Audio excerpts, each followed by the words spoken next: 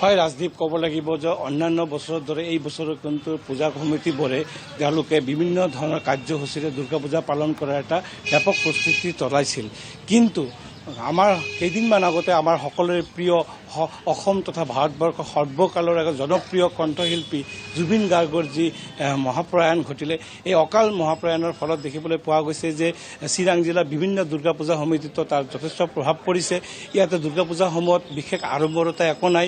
তেওঁলোকে সকলো যি ধৰণৰ অন্যান্য যে সাংস্কৃতিকমূলক কাৰ্যসূচী আছে তেওঁলোকেও বাতিল কৰিছে।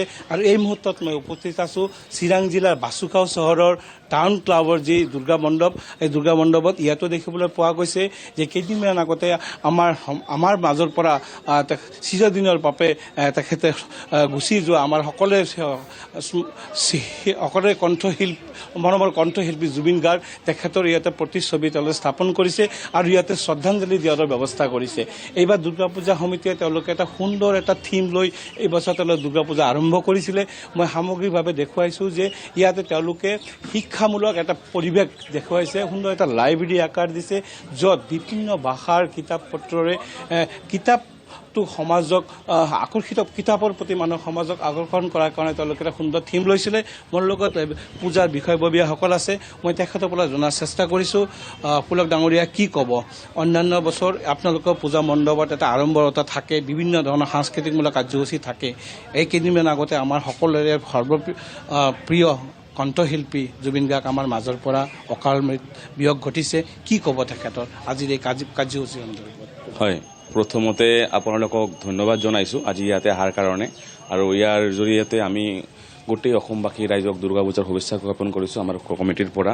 আৰু এটা কথা ক'ব বিচাৰি আছোঁ, যোৱা 19 তাৰিখত হৈ যোৱা অকাল মৃত্যু যিটো জুবিন গাৰ্গৰ হ'ল, সেইটো কাৰণে আমাৰ পূজাৰ যি প্ৰগ্ৰাম আছিল চব বাতিল কৰা হ'ল। আমাৰ বেংগলৰ পৰা আৰ্টিষ্ট আছিল, কালচাৰেল প্ৰগ্ৰাম আছিল, এইবিলাক চব আমি বাতিল কৰিলোঁ। আৰু লগতে যিটো আমাৰ মেইন প্ৰগ্ৰাম, আমাৰ এই পেণ্ডেলটো আমি লাইব্ৰেৰী এটা বনাবলৈ ট্ৰাই কৰি আছিলোঁ, ট্ৰাই কৰিজন হৈছে। এই লাইব্ৰেৰীটোৰ জৰিয়তে আমি গোটেই অসমবাসী বা সবকে এটাই কথা বুজাবলৈ চেষ্টা কৰি আছোঁ যে বই পঢ়াৰ কাৰণে সজাগতা। আজিকালি ছ'চিয়েল মিডিয়া জামানা, আপোনাৰ এই ছ'চিয়েল মোবাইলত জামানাত বই পঢ়াৰ যিটো চল বা যিটো ট্ৰেডিশ্যন, এইটো নোহোৱা হ'ল। এই পেণ্ডেলৰ জৰিয়তে আমি চবৰ মাজতে এটা সজাগতা আনিব বিচাৰি আছোঁ যে বই পঢ়াৰ যিটো ট্ৰেডিশ্যন আছিল, এইটো আছিল আকৌ যাতে আমাৰ সমাজত আহে আৰু মানুহৰ জ্ঞান বৃদ্ধি হয়। এইটোৰ কাৰণে এই বছৰ আমি এইটো থিম লৈছোঁ।